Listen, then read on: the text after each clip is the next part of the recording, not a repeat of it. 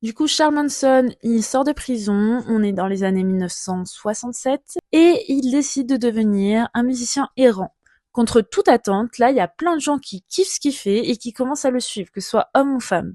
C'est à ce moment-là qu'il se dit, bon, ben vas-y, je vais créer la famille Manson. Il avait à ce moment-là 32 ans et il devient donc le dirigeant charismatique de cette nouvelle secte. Il se présente même comme étant une des réincarnations du Christ. Le groupe d'abord s'appelait Black Buzz Charlie par les autres de la communauté qui avaient peur de Manson. Mais au final, ça s'est transformé en famille Manson. Donc au début, il y avait que 9 personnes dans sa famille et puis ça a commencé à s'étendre jusqu'à 20 personnes, la plupart étant des jeunes femmes. Il s'établit donc dans une grotte et puis dans divers ranchs où il échange ses services d'entretien du ranch contre un logement gratuit. Donc du coup, cette drôle de famille qui n'a pas vraiment de genre avec des métiers stables vit surtout de vol et de trafic de drogue. Malheureusement, la communauté du coup en consomme aussi et plusieurs enfants naissent au sein de cette même communauté. On leur donne d'ailleurs un drôle de surnom, on les appelle les éboueurs parce qu'on les voit fouiller dans les poubelles en fin de soirée.